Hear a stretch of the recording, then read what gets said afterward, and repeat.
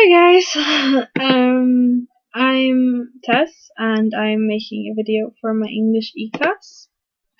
I'm going to talk about two of the sexiest accents on earth. Of course, the Scottish and the Irish one.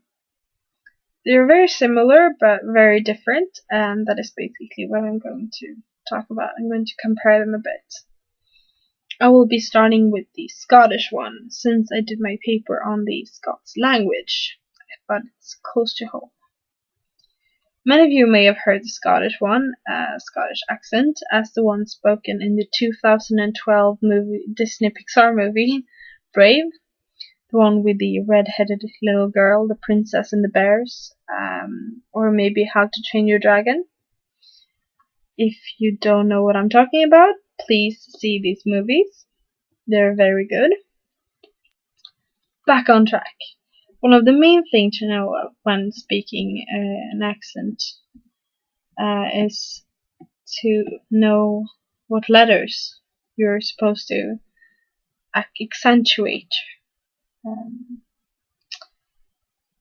The thing with the Scottish accent is to know when to roll your R's, how to roll your R's. The key is to just do it once, otherwise you will sound more Irish. So the R in what are you doing becomes what are you doing. To make it easier to know when to roll your R's, it's after the D, T, and G most of the time. So drink becomes drink, treat becomes treat, and great becomes great. I will treat you to a great drink. Something like that. The letter I is sometimes replaced with the letter E. So if you want to say I'm making a video for my English class, that would be I'm making a video for my English class, and then again with the R for my English class. Another thing that the Scottish people do is that they remove their G's from words that end with an NG. So thinking and doing becomes thinking and doing. So what are you doing? What are you thinking? What are you drinking? Something like that. Remember to speak with the front of your mouth. You can pretend that you can't really open it that much. And if you want to agree with someone, you don't say yes, or if you disagree with someone, you don't say no. You say it is so, or I, or it is not, or nay. Nay also is not. So if you're, for example, falsely accused of something, then you may say, I was nay, I was not. So nay becomes not. Now, to be able to talk with any accent, you have to know the slang. And this is all depending on the region where you're going or which slang you want to learn. When I was searching for Scottish slang, I found a lot of really bad words, which basically, yeah, I know that in my language we also have very bad words, slang words. But yeah, here are a few. We all know that the Scots are quite keen on screwing up words, so they're completely different from what they once were. And a lot of the words are completely different from the original English word, but also a lot of the words are taken from the Scots word, which is influenced by some Scandinavian and, Old English. Now, if someone wants to say about, the O or the OU will be more like OO, so about. So the phrase out and about will be out and about. So it sounds more like out in a boat, out in a boat. The next word is one of those Scandinavian sounding words, which is barn, which means baby. And this one is actually very similar to the word in Swedish, which is barn. Barn. Yeah. And that's a sin means that's a shame. Embra is Edinburgh. Donner is a walk. Bastard is bastard or idiot. And yeah, so if you want to say, will you take a Donna with me down in Embra? It's, will you take a walk with me down Edinburgh? And if someone says nay, I will nay, or something like that, it would probably be answered with, that's a sin, you bastard. That's a sin, you bastard.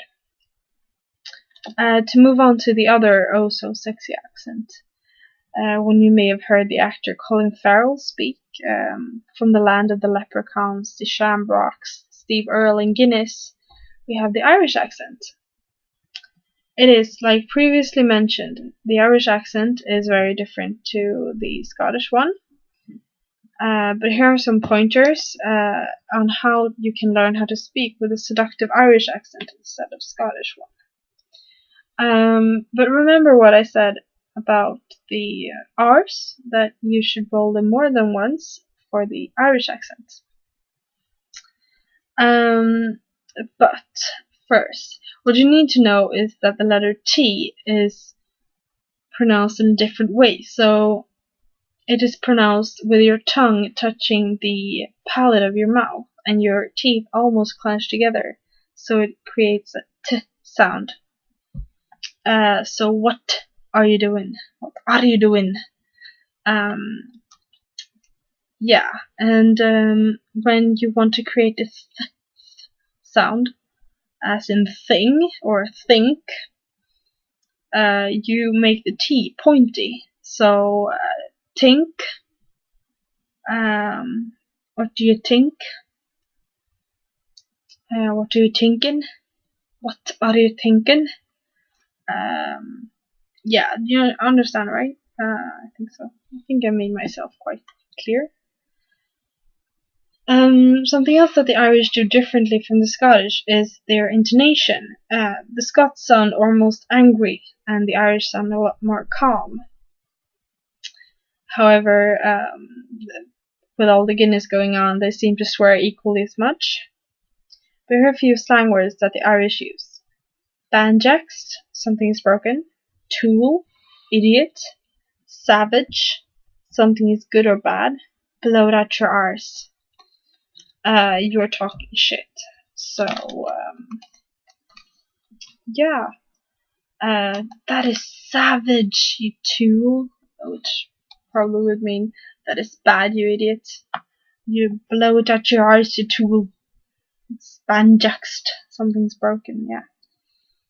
And also, the Irish are very famous for their certain poetry. I think you all know where I'm going with this.